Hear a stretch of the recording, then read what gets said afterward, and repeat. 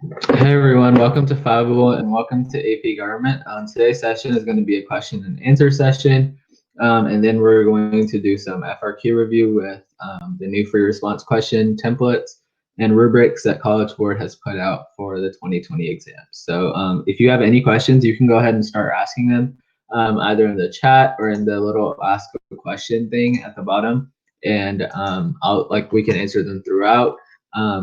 We can do it at the beginning and then do the FRQ stuff, or if you guys want to do the FRQ stuff and then question and answer at the end, either way is fine. This stream really isn't as structured as some of the other ones that you've seen probably before, because this one is really based on what you guys want. So if you guys want to start asking questions, we can start with that.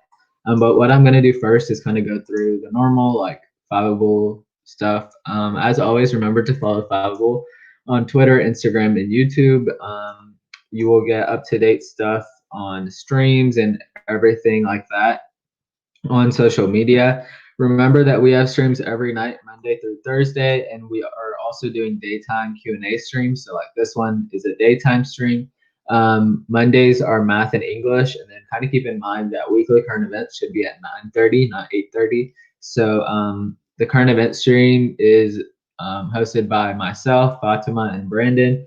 We're all either on the AP Gov or AP Lang stream, and we kind of rotate on and off. So this evening, Fatima and Brandon are going to be doing the current event stream, so make sure to come back for that. Tuesdays are social science, and you'll see 9 p.m. is our normal U.S. government time. Wednesdays is science, and then Thursdays is your APUSH, World, and Euro. In terms of specifically AP Gov, like I said, we have our current events, COVID-19, election update, all of that on Monday. And then we have our weekly schedule and stuff like that on Fiveable. Can you guys hear me? Can someone like type in the chat if you can hear me? So I know I'm not talking to myself. Okay, thank you. Also, in terms of Fiveable, we have Cram sessions that are offered and Cram passes. So I don't know if any of you guys have a Cram pass right now, and I'm not sure if they're sold out already, but you should be able to obtain these still. They are for 17 different subjects, and they're 10 review sessions that are catered to the AP exam and what's going to be on it with the free responses, and they're all with experienced teachers. So it's $35 per exam, 2 for $50, 3 for $60, and then anything after that is like $10 each. Financial aid is available, so if you are not able to afford the cost of the Cram Pass or the full cost, you can apply for like a waiver and aid. So if you need it, go ahead and apply, and then they will Fiveable will contact you with more information about financial aid. You can fill out the form and like the reasons why you may need it. There's a link right down there for fiveable.me/cram-passes. Okay, so before we get started with the actual content, just a little bit more about me. Hi, I'm Akash. I'm a junior from North Carolina. I love politics, and I took AP Gov as a sophomore last year, and I got a 5 on the exam. I'm excited about Fiveable. You've probably seen me on the AP Gov streams. I've also done a few AP Environmental, and I've done an AP US one before. So I'm kind of all over the place, but yeah, welcome. So do you guys have any questions right off the bat? I can go over the stuff that College Board put out in terms of what your FRQs are going to look like if you want, or you can start asking questions. Okay, so I'll start talking about College Board stuff, and then you guys can start asking questions, hopefully. So as you guys know, the past few weeks have kind of been weird with College Board and what they want and like everything that they're doing. So College Board released on April 3rd that the exam date was going to be May 11th at 4 p.m. They said that unless you are authorized by your school's AP coordinator to take it on a different date, you have to take it on the May 11th date at 4 p.m. Eastern, and then you can calculate it for your time zone. Your question one, so the exam is really about 50 minutes, 50, and it's 2 FRQs.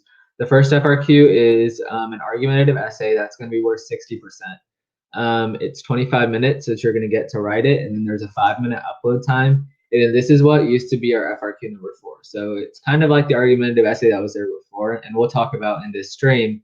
They've made a couple of changes to the rubric so that you don't really need as much. If you remember with the FRQ4, the suggested time for that was about 40 minutes, or somewhere between 30 and 40 minutes. So since they're shortening it to 25, they've made some changes. Also keep in mind that once you're done with question 1, after that 25 minutes, you have to upload your answer, and then you can't go back to question 1, okay? Question 2 is your concept application, which is 40%. It's 15 minutes and then a 5-minute upload time. And this is what used to be your FRQ number 1. So yeah, does anyone have any questions on this structure of the exam? In terms of the units that are going to be covered, 1, 2, and 3 are all going to be part of the exam. So foundations of American democracy, interactions among branches of government, and civil liberties, all of that stuff is going to be on the exam.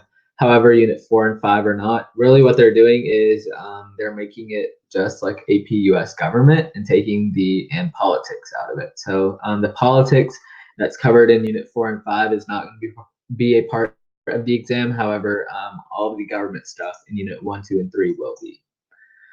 Okay, so I've kind of asked a few times already, but does anyone have specific questions either about the exam, content specific questions, FRQ specific questions, or do you want me to go over the argumentative essay stuff first?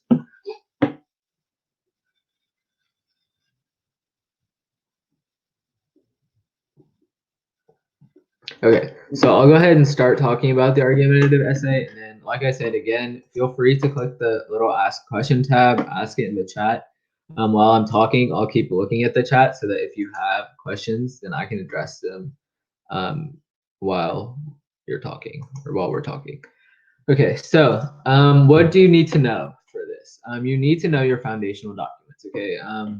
If you guys hopefully have been doing this throughout the year, there are 9 foundational documents that College Board expects you to know for the AP exam. Before, it was tested on the multiple choice as well as this argumentative essay. Now, obviously, with it being only the FRQ, it's going to be tested just from the argumentative essay part. Again, another thing, these exams are going to be open notes. So kind of use that as a strategy and make notes that are going to be helpful to you. So one key thing that I would recommend doing is either have copies of the foundational documents, or better, make like one-pagers and create a description, add important quotes, stuff like that for each foundational document, so that when they give it to you on the exam, you have a reference sheet already for everything that you need to know. And we're going to go through and look at one that I made for my exam last year. I mean, obviously it wasn't open notes, so I studied from it, but just something as like an example that you can do. Make sure you know the rubric. So we're going to discuss the rubric during this stream, but you need to make sure you know that rubric really well, because if you don't, you might not be, or you might write a great essay, but you might get 0 points because you didn't address what the rubric specifically is asking for, okay? Also know the command terms. So the command terms are like the kind of starting words for the question. So like identify, describe, determine, stuff like that. Each of those require a different response. So if you just write every FRQ answer like it was an identify question, you're probably not going to get very many points, right? So you need to make sure you're doing what the question asks.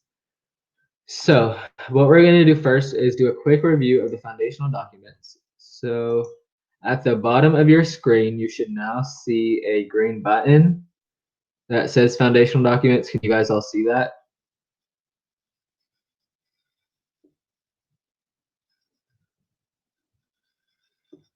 It should say, like, it should be a green button, foundational documents. If you click on it, okay, so if you click on it, it should take you to like a Google Drive thing, and hopefully that's accessible to everyone. Basically what I'm going to do, there is another video in Fiveable about the foundational documents, but what we're going to do is we are going to go over that. So I'm going to go ahead and share my screen so that you can see the foundational documents thing.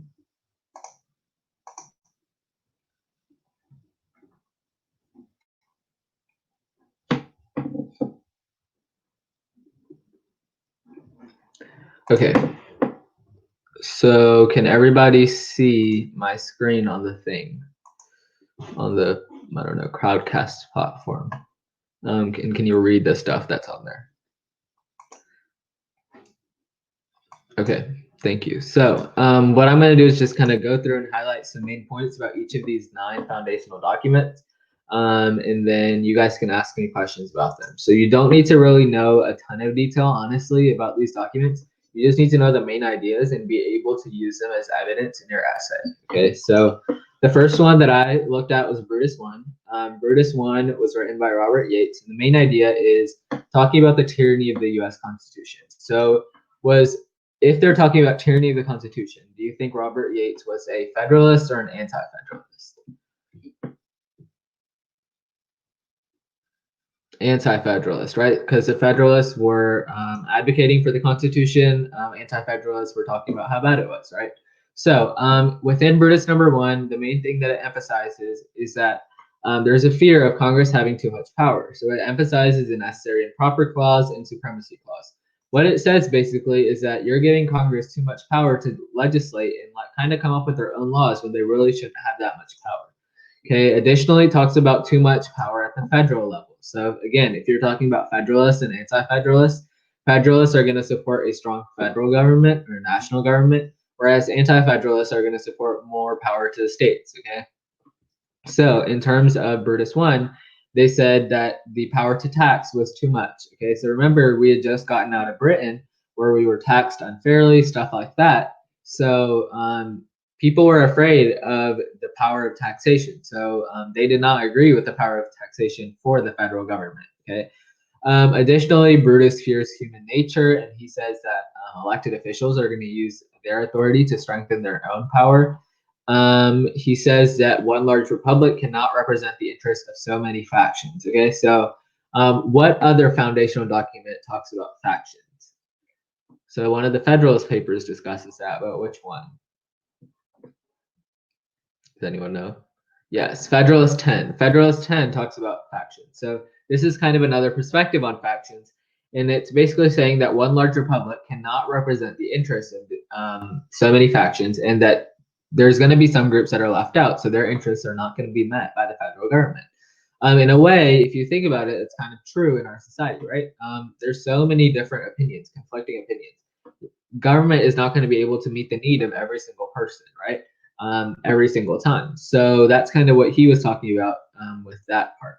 Additionally, what he said was for a large republic to work, citizens need to be on the same page, kind of with what I was talking about.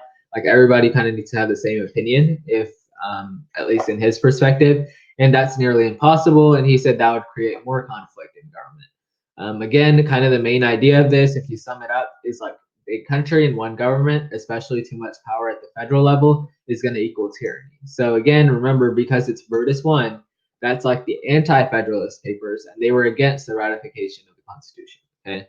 Now we just talked about Federalist 10 and factions, and this was written by Madison. What he said was that the U.S. Constitution is actually very well equipped to control these factions. He said that it's best established or best accomplished by establishing one large republic.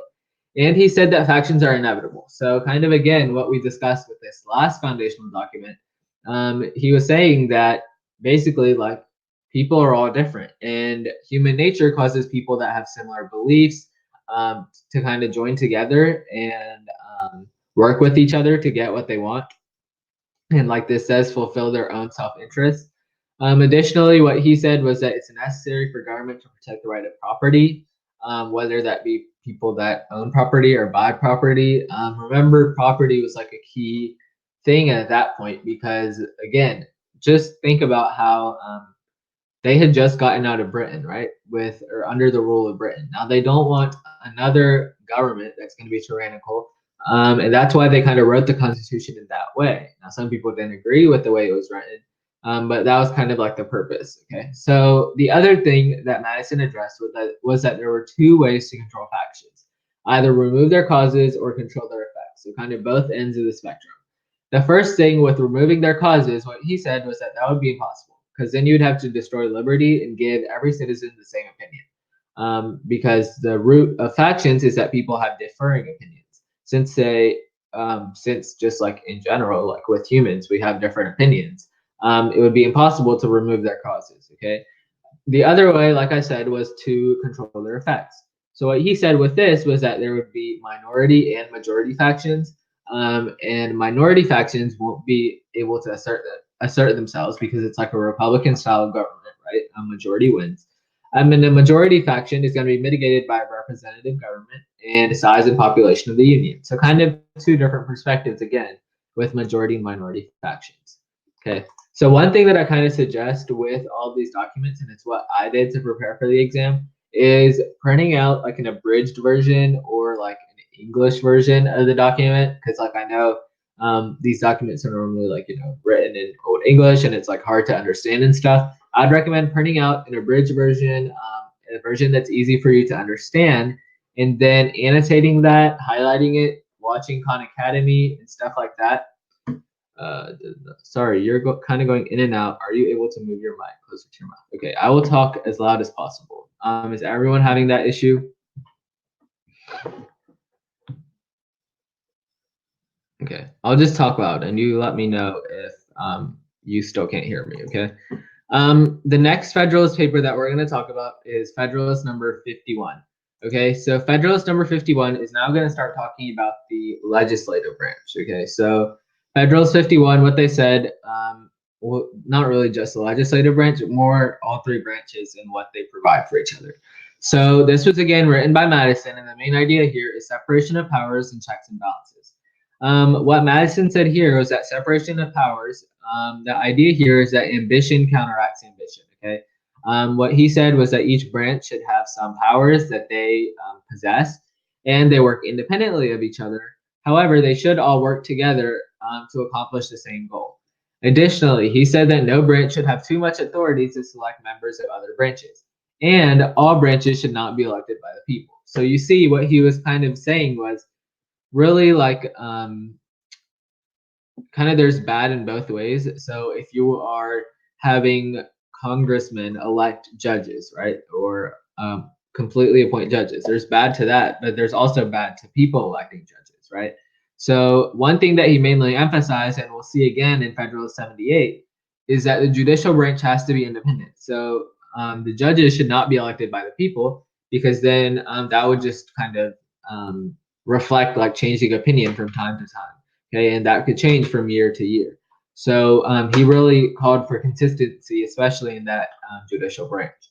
In terms of checks and balances, he said, like an important quote, I guess, is like he said, if men were angels, no government would be necessary, right? However, men are not angels, so government is necessary.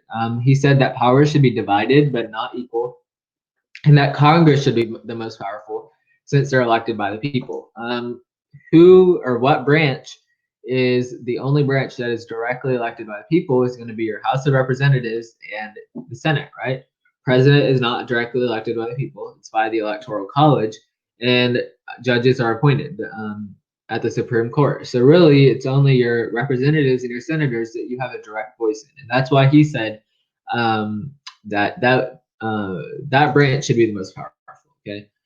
So that's kind of the main idea of 51. So now we're going to move specifically into the executive branch with Federalist 70. So this is when Hamilton's advocated for one strong executive. So there's three main things that he talked about. He said that the country should have an energetic executive. Really just means powerful executive. He said that that would call for stronger national defense, quicker execution of laws, and protection of property. Additionally, he said that there are several characteristics of one strong president that are important. You can kind of read more here. And I have that green link, so you guys can save it later if you need to.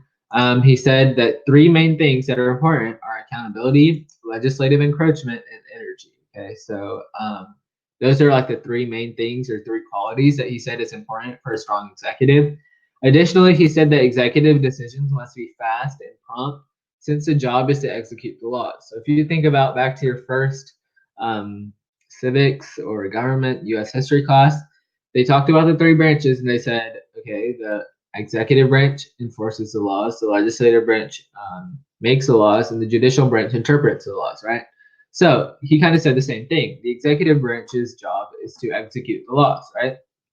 It's okay for Congress to be conflicted because that helps prevent bad laws and tyranny of the majority. However, with the president, there needs to be swifter decisions because it's only the one guy or one woman, right? Maybe it's swifter decisions must be made with less conflict. Additionally, it's easier to hold the president accountable, and the president is not going to be above the law. So it's only that one person. So it's easier to hold this one person accountable rather than hold all of Congress accountable, right? So if you think about really within any presidency, but you can kind of see it, well, not really more with this one, but any like bad policy decisions, laws, stuff like that, everything kind of goes back to the president, right? Because the country's response is dedicated or displayed by the president. So if you think about an outside perspective, if you were living in another country, you probably don't know who Mitch McConnell is, but you do know who Donald Trump is, right?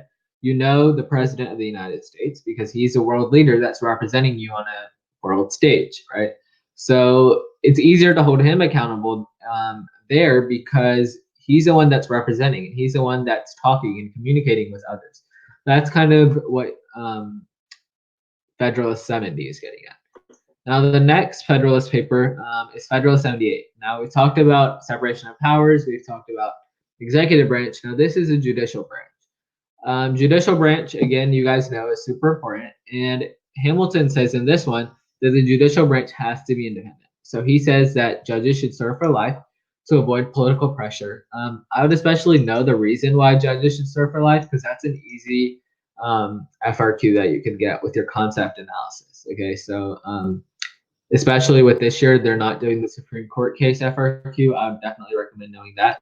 Right, it prevents corruption, again, avoids political pressures, and basically judges can hold office as long as they're having good behavior is what it's defined as. Some people say this is kind of like an argument, really. Judicial branch is set up as the weakest branch, right? They can judge but not act, and they need to rely on the executive to enforce judgment. Does anyone know an example where the executive did not enforce what the Supreme Court said?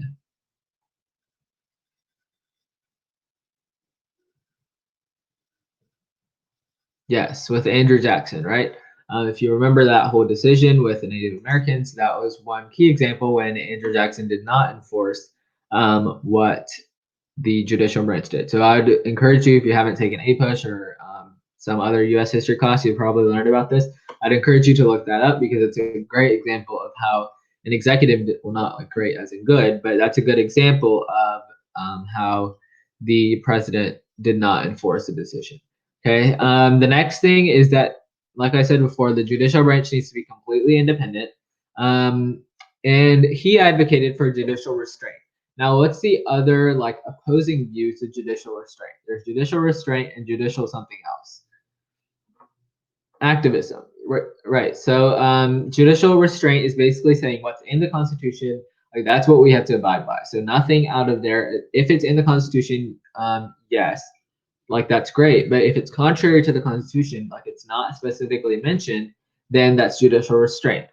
Right. Well, precedent really goes in terms of like cases. So like if we're deciding a case about, let's say, abortion, the precedent currently would be Roe versus Wade. So if the Supreme Court were to act on precedent, they would look back to the decision on Roe versus Wade, right? However, with this, in terms of judicial restraint and activism, it's really in terms of how they make the decision again. So judicial restraint would be if it's in the Constitution, then it's good. If it's literally not specified in the Constitution, then no, that's like illegal, unconstitutional, right? In terms of judicial activism, that's kind of expanding the words of the Constitution and interpreting it to our current time.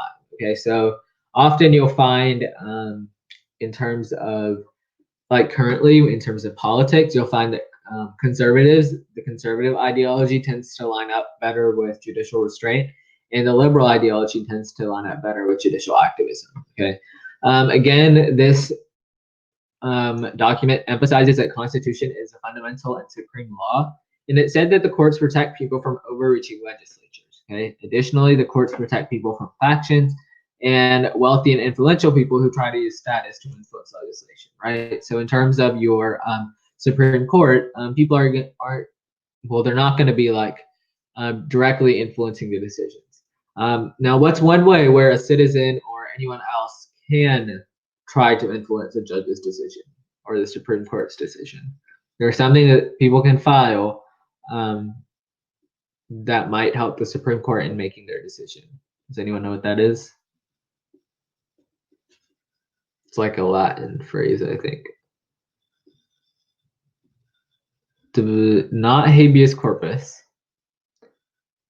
An amicus curiae brief. Have you guys heard of that? It's like friends of the court. It's basically when what you're doing is you can basically like write something to the Supreme Court and they could maybe use it or consider it in their decision. I believe President Obama has written one. I think Coca-Cola has written one. Habeas corpus, I'm pretty sure that is when you know what you are in prison for. And someone can correct me if I'm wrong, but I think that's what habeas corpus is. Yes, and interest groups do that. So like the NAACP, they've written many amicus curiae briefs in like civil liberties and civil rights cases. Yeah, so good job. The next thing, oops, wrong. The next one that we're going to talk about, Declaration of Independence. I didn't really write a lot for this one because you guys are probably mostly familiar with this already.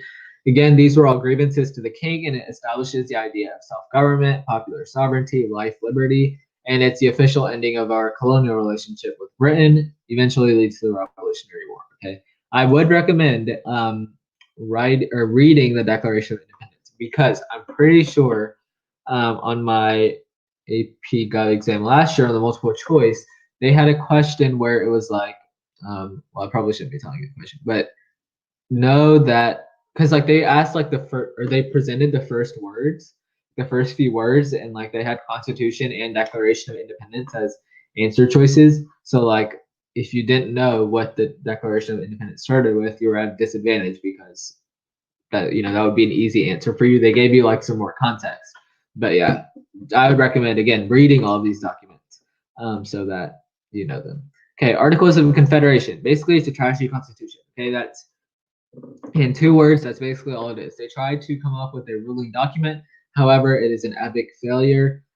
In this thing, it's basically like each state is its separate country. The federal government is super weak. They couldn't tax the states. There's no judiciary, no executive. It's like a one branch of government. Shays Rebellion, if you guys have learned about that in a U.S. history class, it demonstrated the need for a strong national government. Again, there were several representation issues. Every state had 1 vote, regardless of population. So, yeah. Additionally, 9 out of 13 states needed approved to legislate. And as we know, like we can barely get 50% of Congress to do something. Getting like almost 75% is crazy. Okay. Yeah. And again, like with this, it was almost like they all had their own foreign policy issues because like some states had different currencies. Like really the Articles of Confederation was just bad. Okay, it's kind of the bottom line with this. The next thing, honestly, this one is the one that I studied the most, and it was probably most confusing to me because I didn't have much background on it. And this one really studied within that civil rights unit. So the letter from Birmingham Jail was written by Martin Luther King Jr. Basically, some background. He was arrested for parading without a permit, and he spends 11 days basically in Birmingham Jail. And he wrote this letter in response to a statement written by 8 Alabama clergymen who released a statement for the king. And basically, this is what you can see what they said. And what this letter does is it establishes a foundation for nonviolent direct action. So because he wrote this letter, it kind of was very symbolic in terms of nonviolent speech and nonviolent protest against stuff that you believe is wrong. Okay. In terms of what King's response was, you can see there's some quotes right here, and this is a big thing that I would talk about here. Discusses the idea that an unjust law is no law at all. So this is kind of like Hitler's actions were considered legal in Germany, right? But that doesn't mean it's right.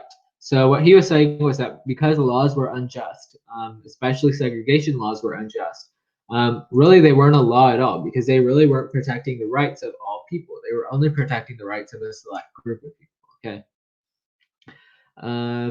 And yeah, again, this is kind of what another point that he made. There's misdirected blame, and then people were being called extremists. African Americans were at that time. So what he said was like, weren't Jesus, Jefferson, Lincoln, weren't they all considered extremists? Like they all had drastically different views at the time. However, they're still accepted as, good people in society, right? So that's kind of what he said. Again, what he said was that white people have stood on the sidelines, whereas black demonstrations should be commended for their courage. So he's kind of advocating for the good that African Americans had done in society at that point and why they should have those same rights. Okay, finally, I believe is the U.S. Constitution. Again, this is our basis for government, supreme law of the land, establishes justice, secures liberty, all of that stuff. Hopefully you guys are familiar with the Constitution. This is kind of the structure of the Constitution. Article 1 is about legislative branch, 2 is executive, 3 is judicial. Remember the necessary and proper clause. Just remember that and what it does. 4 is talking about the states, the full faith and credit clause, and the guaranteeing that there will be a Republican form of government to all states. Full faith and credit clause, you probably don't really need to know much about that. 5 is how an amendment happens. 6 is supremacy clause, basically saying that the federal government rules over state governments. 7 is ratification. This was saying that 9 states needed to ratify. Then you have your Bill of Rights and amendments. So in your FRQ, so your FRQ 1 now, with your argumentative essay, if they have one of the listed foundational documents as U.S. Constitution, you can use the Bill of Rights and the amendments as part of your answer and count that as a U.S. Constitution, because the Bill of Rights and the amendments are all part of the U.S. Constitution. Because all the Bill of Rights are amendments to the Constitution, right? They're changes. So you can use all of those as evidence in your response. No, you don't really need to know all the articles, but it's good for context. So I would know what the necessary and proper clause is. I would know the Bill of Rights. So no amendments at least 1 through 10. I'd be familiar with pretty much all 27. I would say. But again, this year's exam is different. Honestly, nobody knows what they're going to test. So yeah.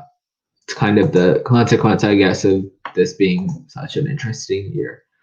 Can we print this out and use during the test? Yes, but I would recommend that you use one of your own that you've made. I'm not going to restrict you from printing it, but I'd recommend that you use your own and make one of your own.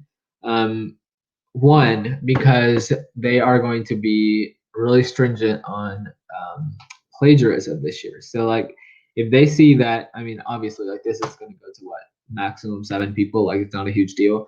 However, if they see everyone is using their Barron's review book and they're all taking the definition straight out of this one place, then obviously they're going to catch that. And this year what they've said is that if they see any instances of using a web resource or something like that, they're going to report it to all the colleges you apply to.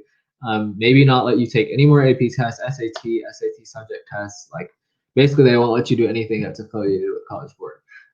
The other reason is that if you make one of your own, you're more likely to actually know the documents really well. So I'd recommend that you go through these documents, read them, annotate them, print out the version that you understand, and then make one of these for your own. I'd also recommend probably some more detail on some of these. I would recommend maybe 1 page for each of the foundational documents, so that when you get your exam, you can pull out the pages that you need. So if they have Federalist 10, you can pull out your page on Federalist 10. Okay. So the Supreme Court response is not going to be on the test. No, or yes, it's not going to be on the test. Or no, it's not going to be on the test. There's no Supreme Court response. I don't know if that means now they're going to test the Supreme Court cases somewhere else within your concept FRQ maybe. But yeah, it could have something about the Supreme Court. But your 15 required cases, and if you guys were at my stream a few weeks ago, we talked completely about the Supreme Court, FRQ, specifically that was supposed to be on your exam. No, that specific FRQ isn't going to be on the exam, but someone just said, yes, Unit 3 is big on Supreme Court cases, so I'd recommend knowing it. Yeah. I guess they just wanted to test probably your understanding of all of these documents, since they're kind of spread out throughout the course, and that's why they're doing it, doing the argumentative essay. And then I guess they said they were going to keep it at 45 or 50 minutes, and that's why they decided to do the concept application. So let me unshare my screen for this.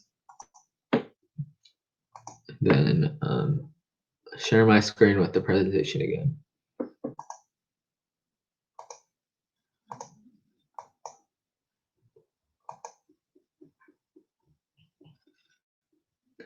Okay. Maybe they thought it was easy to search up or get from your notes. Yeah, that's another thing that could very well be the reason why. Can you guys see my presentation or no? No, okay.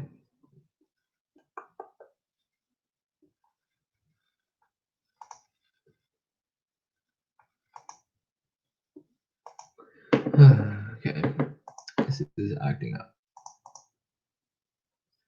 So do you guys have any questions in the meantime as to the exam or anything again that we've covered so far in this stream?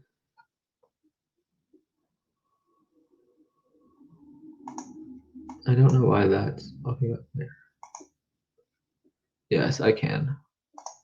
Okay, I also have some stuff where we can practice writing a thesis for the argumentative essay if you guys want to do that.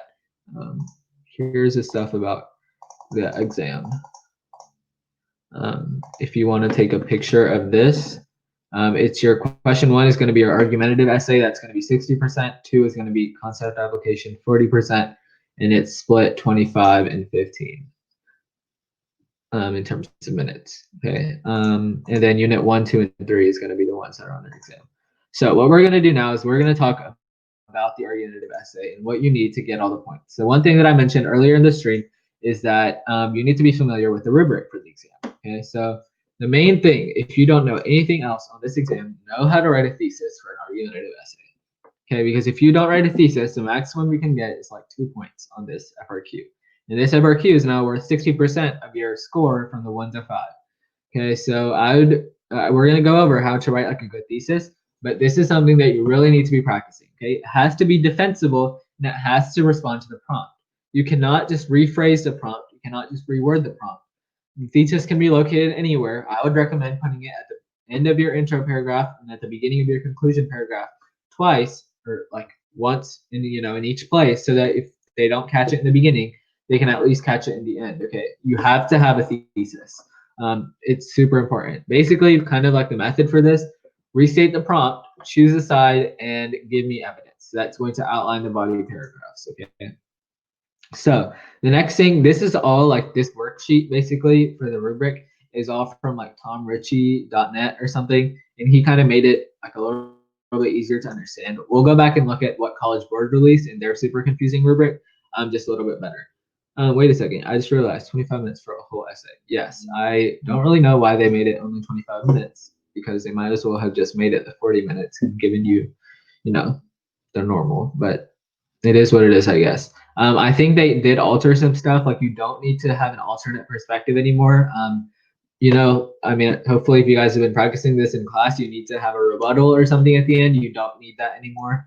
Now with this, again, look at how it says, these points are progressive, with each point building upon the previous point. If the essay lacks a thesis or claim, it is impossible for the student to earn the second or third evidence point.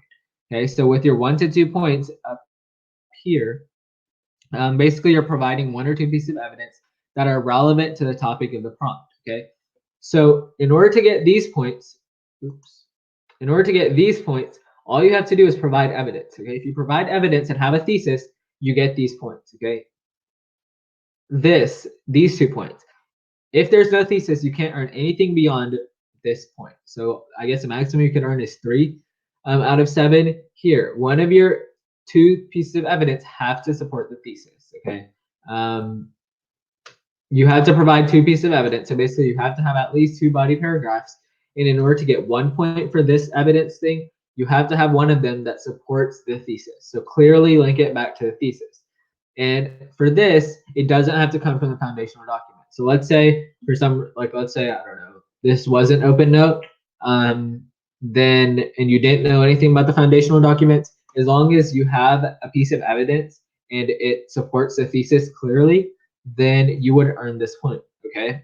With this point, 2 pieces of a specific evidence have to support the prompt, and 1 has to come from that foundational document. So if 1 doesn't come from the foundational document here, you cannot earn that point. Okay, and finally is your reasoning point. So this is almost like a complexity point for your, if you take in world, a push, anything like that. It's not probably as hard to earn, but it is important. So you have to explain how it links back to the thesis. So you have to clearly show that there's a linkage. So you can have it support the thesis, but not link it back. So I'd recommend using the same wording or something like that so that you support your claim or thesis and explain it, okay? Again, like I said before, there's no alternate perspective on this exam, so you do not need to provide that. Okay, the next thing we're going to talk about really is the thing that College Board released. Most of this is the same, but we're going to mainly focus on this portion. And I'm sorry this image is like, I don't know, like cropped weird. I just wanted to make it big so I could read it when streaming. Just kind of look at what they say for the responses that earn this point. It has to respond to the prompt and establish a line of reasoning. Okay, so you have to create an outline for the rest of your body paragraphs and provide evidence. Here, to not earn the point, basically you're just restating the prompt, or you're not making a claim that responds to the prompt. You could write a wonderful essay about, I don't know, about how you hate Trump or you love Trump, okay? It could be a great argumentative essay, and you could, I don't know, have a thesis and have evidence and even respond to an alternate perspective, even though it's not even required. However, you would get 0 points because you did not respond to the prompt. You have to respond to the prompt to get points on this exam. It's not skill-based. It is skill-based, but it's not skill-based if you don't write stuff that's not even about what they're asking for. Row B is going to be your evidence points. 0 points is really if you just write a thesis, or it's like if you don't have anything. So hopefully no one is getting 0 points here. 1 point is basically you're providing one evidence or one piece of evidence, so like one body paragraph, but you might not have a thesis, okay? Your second point, again, you're providing 2 pieces of evidence that are relevant to the prompt, but again, you might not have gotten that thesis point. Like I said before, if you don't have a thesis, that's where your point stops. So the maximum you can get is a 3 out of 7. Remember, this is worth 60% of your score, so I would make sure you have a thesis, okay? In order to get 3 points, you need to provide 2 pieces of evidence that are relevant. One has to support the thesis clearly, and the evidence does not have to come from the foundational document. So for this point, to get this point, you basically have to have one piece of evidence that supports the prompt, and maybe one piece of evidence that I don't know, maybe doesn't really support the thesis very well. And then to earn 4 points, you have to meet all the requirements, basically. So you have to have one of the pieces of evidence come from the foundational document, and then the other piece of evidence can come from your knowledge of like political processes or another foundational document, and it must be relevant to the thesis, okay? Again, I'm emphasizing, you have to have a thesis to earn 3 or 4 points. When you stop having a thesis, your score is basically, I don't know, done at that point. They can't give you any more points. Okay, row C is your reasoning column, and that's going to show how you're linking your evidence back to the thesis. You have to explain the relationship. So if you include evidence but not offer any reasoning, so if you say the Constitution or the Declaration of Independence listed grievances that we had against Britain or something, well, that's great evidence and it's true. However, it doesn't support your thesis, maybe because maybe your thesis was the Declaration of, I don't know, independence was ineffective. However, you just gave an example of how it's effective. You're not going to get this reasoning point because you're not linking it back to the thesis, okay? Yeah, and this rubric is available on that same AP coronavirus update website that you guys can find. Okay, it's like a 2-page PDF. It's kind of confusing, but yeah. Which you get all of the 4 previous points if you give 2 foundational documents. 2 foundational documents as in like you have to use one from the 3 that they require. So they're going to give you 3 options and they're going to say you have to use at least one of these. If you use one of those and then one other foundational document, then that's fine. You have to make sure you use at least one of those 3 that they give you, okay? So the next thing I'm going to talk about is what's called the CEC model of writing, okay? You've probably seen it before somewhere, I'm sure in like a class, but it's claim, evidence, and then commentary. With your claim, that's your thesis. You're repeating the prompt and then creating a defendable argument or thesis. Your evidence, you're creating or locating supporting evidence and providing details or quotes. really important, again, that you provide quotes, especially because this is going to be an open note exam. So it's going to be really easy for you to provide quotes, okay? Again, to get 4 points in this section, you must have at least one piece of foundation from the foundational document that they had, and then one outside source. So either another document on that list, or another document that's not on that list, or your knowledge of AP Gov, any of that would work. Okay, then the last part, commentary. This is kind of your reasoning. And remember, you're trying to earn that 4th point. And again, those complexity points at the end, just stating the evidence isn't going to give it to you. Okay, there are several ways you can do this. This is kind of like a template I found from a previous stream. You don't necessarily need to use all of these things: classification, processes, causation. However, they're all good ways that you can link your evidence back to your thesis. Okay. So the next thing that we're going to do is we're going to be rating if some of these theses are bad or good. So I want you to take a moment and read this FRQ, and I want everyone that is in the stream to read this and participate so that we have like a variety of opinions and stuff. Okay, so go ahead and read this FRQ. I'll give you like a few seconds. And actually, it's on the next slide too. So read the FRQ and then tell me if this thesis is good or bad and why. Okay, so after you've read the prompt and read the thesis, tell me why you think it's good or why you think it's bad, and give me reasoning as to your opinion.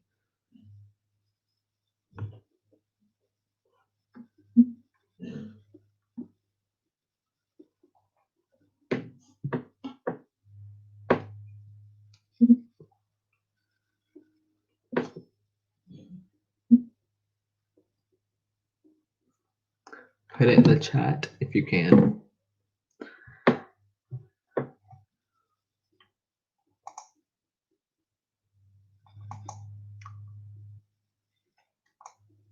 Okay, so I'm going to start going over this since nobody said anything. But I'm hoping that's because you have not read it yet. Yes, okay. It's bad because it doesn't include any evidence. Yes, bad because it barely addresses the prompt. Okay, so for this, there's basically 2 things that you have to do for every thesis. You have to have a claim, and the claim has to give direction to the essay, okay? This provides a claim, so yes, it kind of does answer the prompt where it's saying the powers of the government have greatly expanded and it hinders policymaking, right? However, it's not giving any directions toward the essay. So it's not, if I read the thesis, I don't know what the essay is going to be about. All I know is that they're making a claim. However, I really don't know much beyond that, okay? So right, for all the reasons that you said, because it doesn't include evidence, because it doesn't really address the prompt, it's basically just saying no, it's not a great thesis, okay? What about this thesis? And remember, longer doesn't always mean better.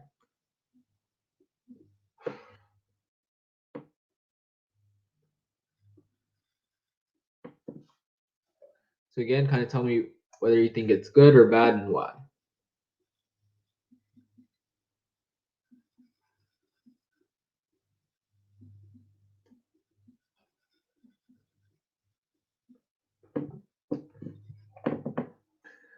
Okay, bad because it doesn't address the prompt.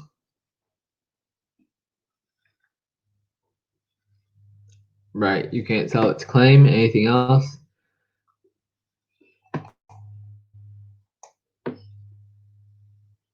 Okay, so this is the main thing again that you want to consider. Well, like this is like, wow, great contextualization. Okay, however, it doesn't really address the prompt at all. So yeah, it's not a good thesis because it doesn't address the prompt. The prompt is asking about helping or hindering policymaking. It doesn't address either. Okay, what about this?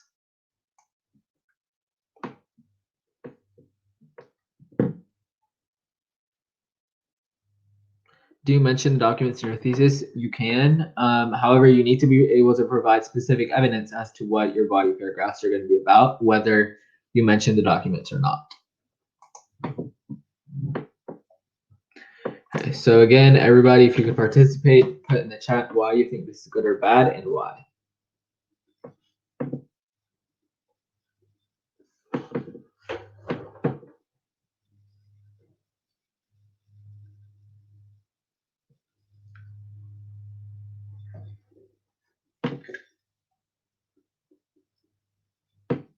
takes a stand but doesn't give main points of why it helps. Yes.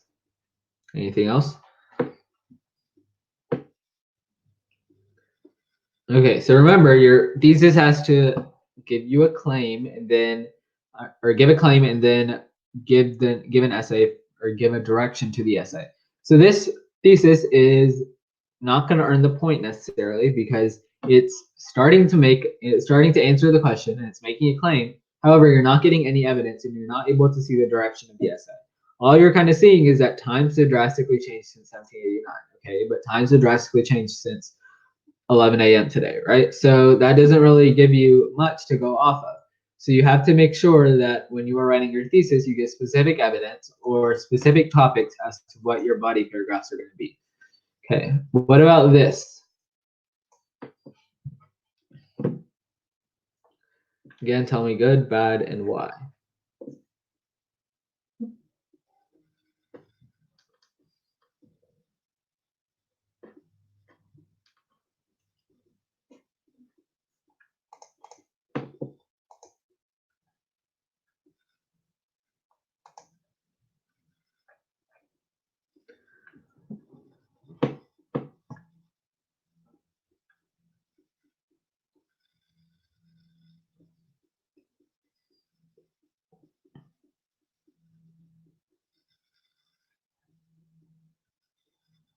Okay, it's good. Anyone else? Yes, it does mention the evidence in the claim is better than the previous one, but it still sounds more like context in the thesis.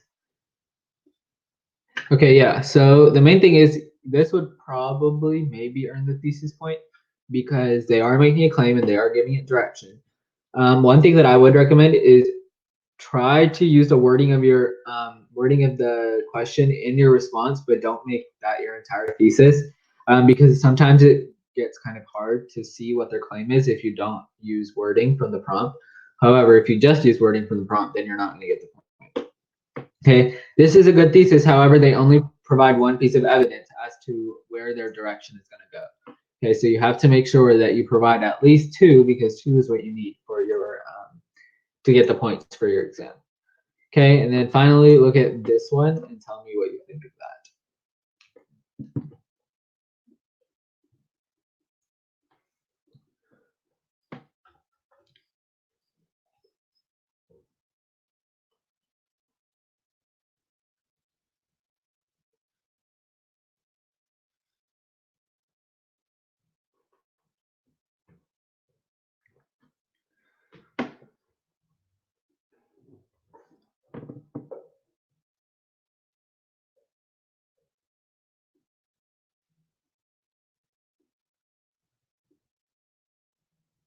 Yes, yes, and yes.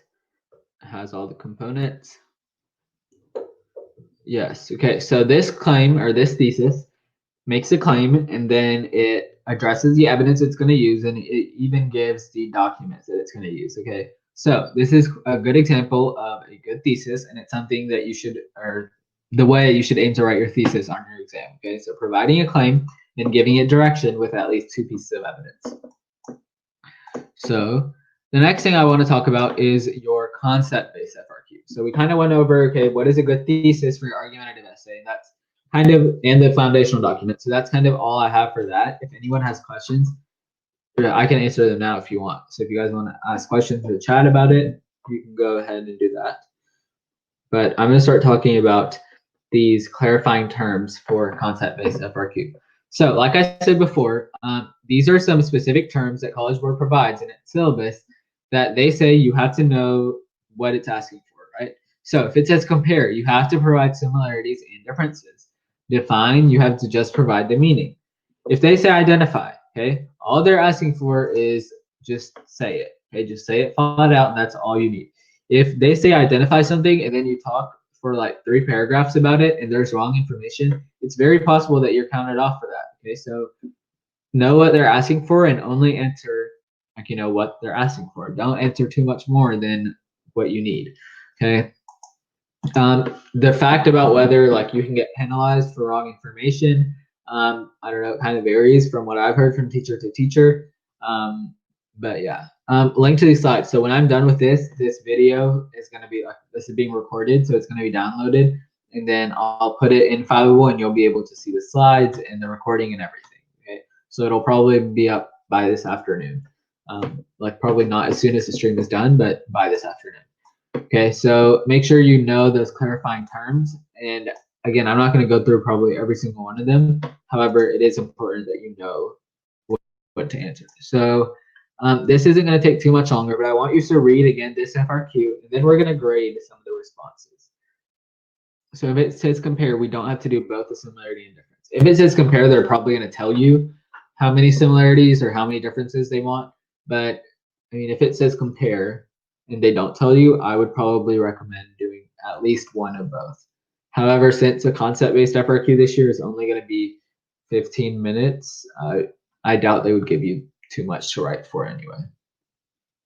So go ahead and read this FRQ, and then in the chat, give me some answers that you could possibly say. You don't have to write out your full, like what you would write on the exam, but kind of list out ideas that you could use for your answer for part A.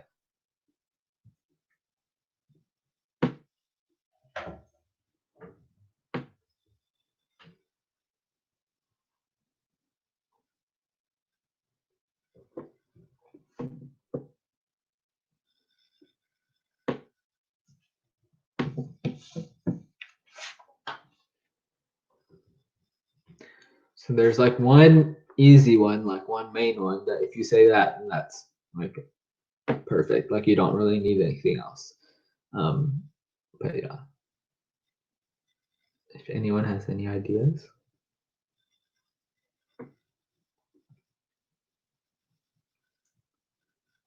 Yes, make a law.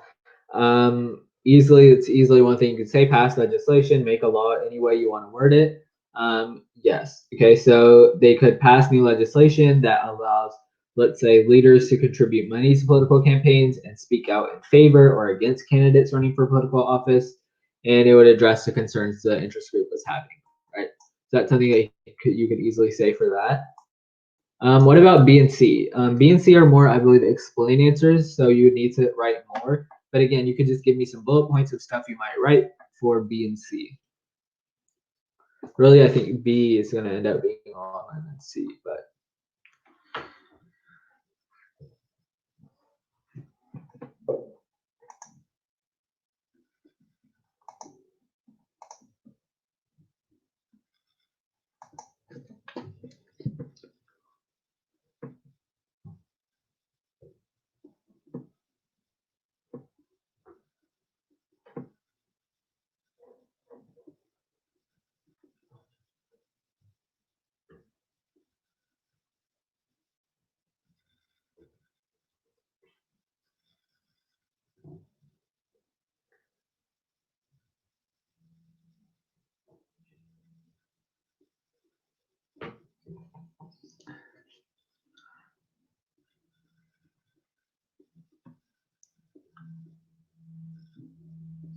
Okay.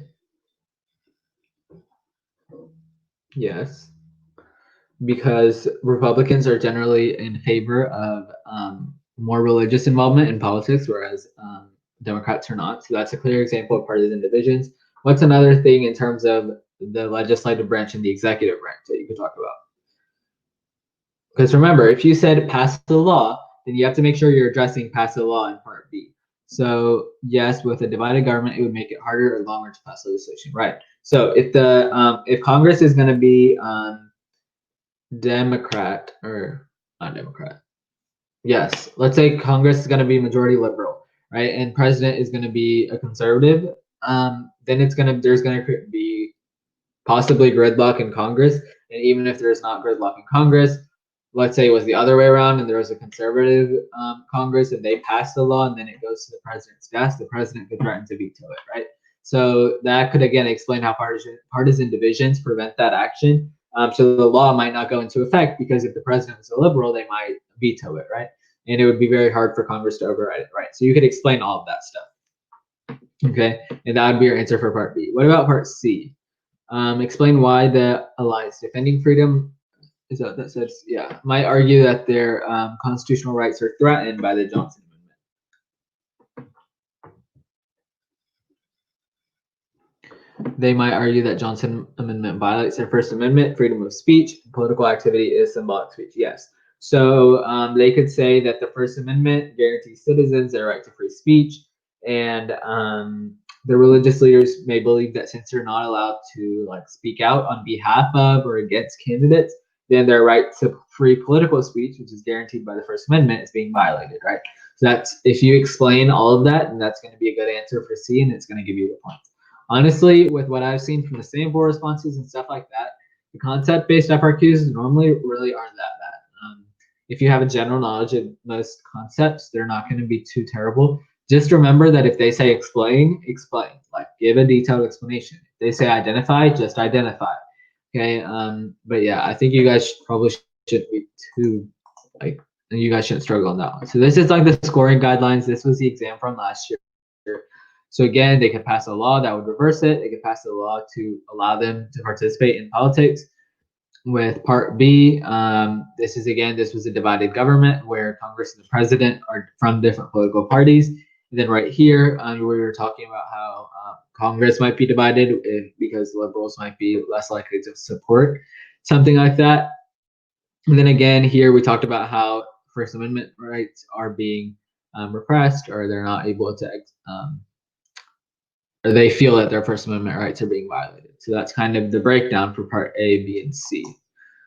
Okay, so last thing, there's like 4 more slides left. I want you guys to look at this response and tell me what score you would give it if you were grading it. So it's out of 1. So tell me if you would give this student a point. So they need to be able to, I believe the question was, they need to be able to describe the action that Congress could take to address the concerns of the interest group. So do you think this would get the point or no?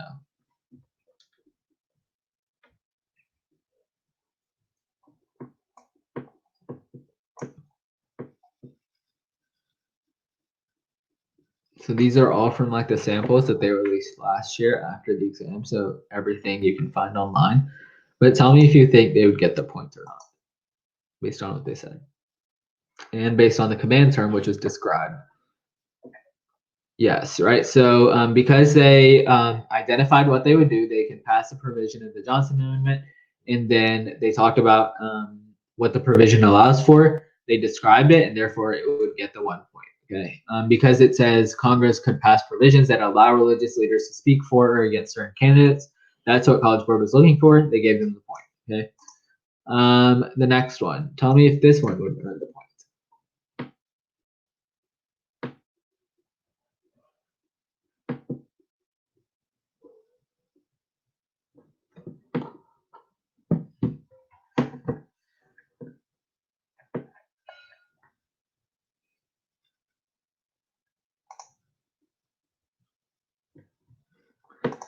All right. Why not?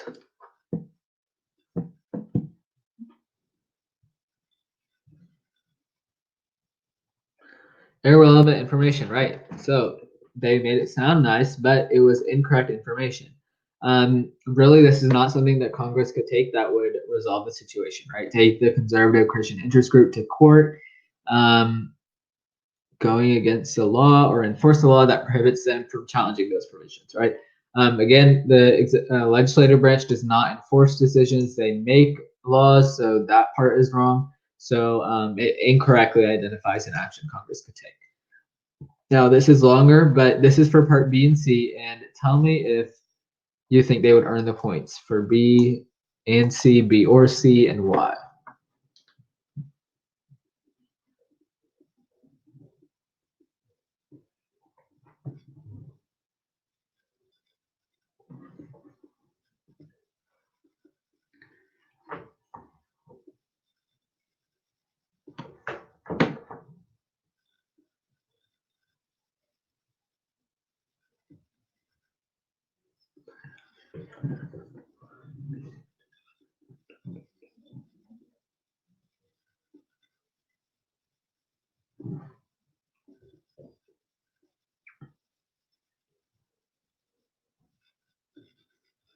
So remember, each part is graded separately.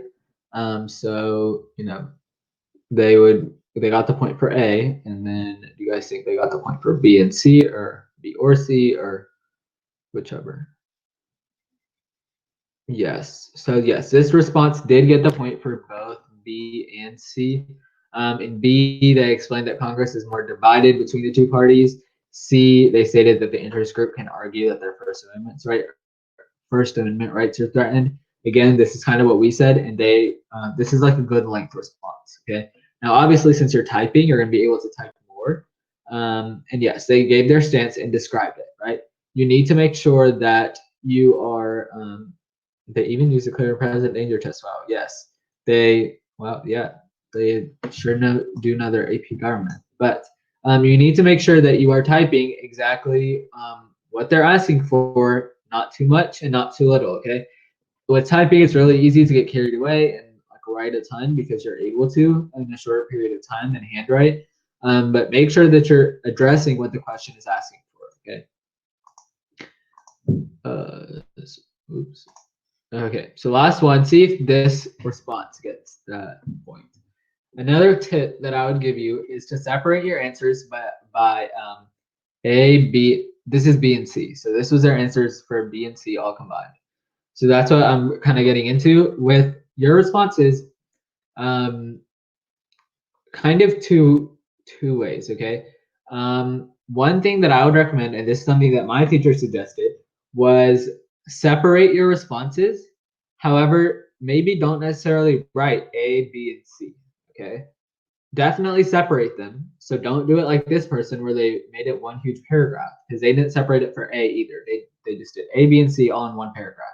Okay, definitely separate it and show that they're separate. However, I wouldn't necessarily recommend putting A, B, and C, because let's say you have an answer, the answer to A in part C.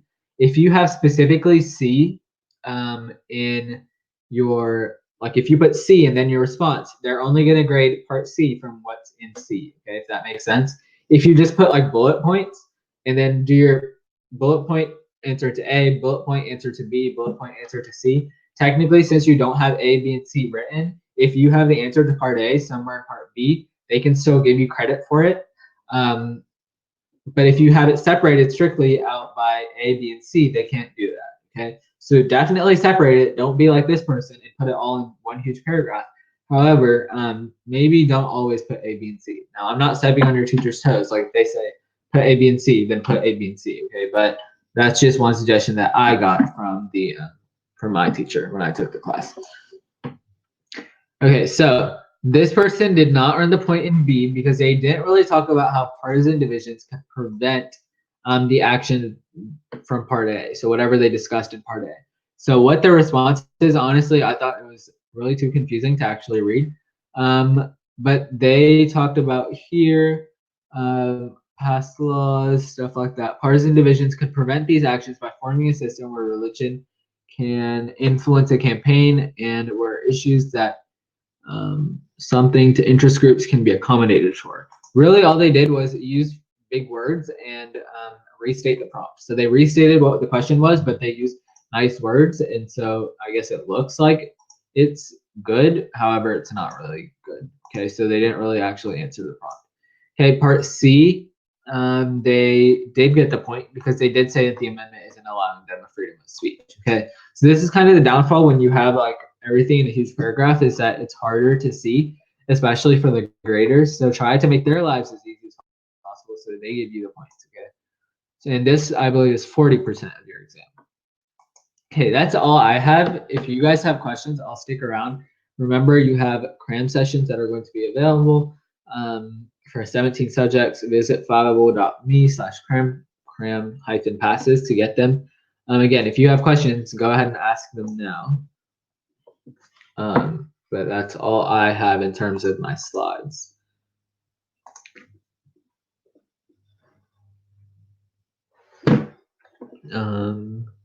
Do you know where I can find the updated AP rubrics for other tests? If you go to like search in Google AP coronavirus updates, and then they'll give you like, you'll go to the thing and then like click on like view exam schedule, and they have all the detailed information for the other, like all of the tests. Okay, yeah. Your all of your histories are going to be DBQs with 5 documents instead of the normal 7. So that's how that's working. They have an updated rubric for that. Yeah, so look up, I can share my screen and show it to you if you want. Let's see.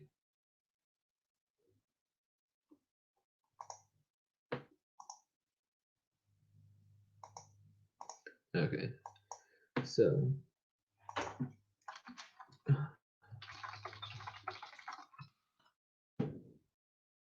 you guys see my screen?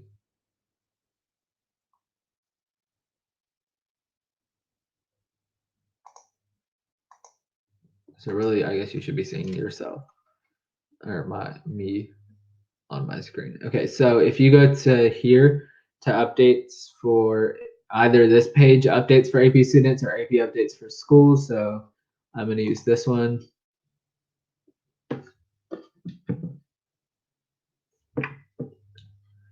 And then if you go down, and then there should be right here when they say view exam schedule or view the schedule, then they have a huge, this is your exam schedule for like the non-makeup days, and then this is all the course specific exam information. So obviously for government, you'd go to AP US Government Politics, and then when you click this little plus thing, it brings up all the information for the exam, and then it has the scoring guidelines and the modifications. So like if you were taking AP World, you go here, and then they have the new rubric for that. So it's the same for all the classes. If the rubric hasn't changed, then they're not going to have new information on there. Okay, so that's kind of how to get there. Hopefully you guys can see my screen. But yeah. So does anyone else have any other questions?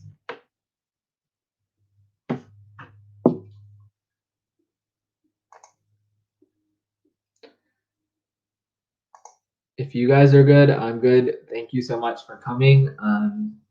There's a current event stream today held by or hosted by AP Gov and AP Lang. So if you want to attend that, that's today and could give you context for your AP exam. But if not, thank you so much for coming. Have a great day and stay safe.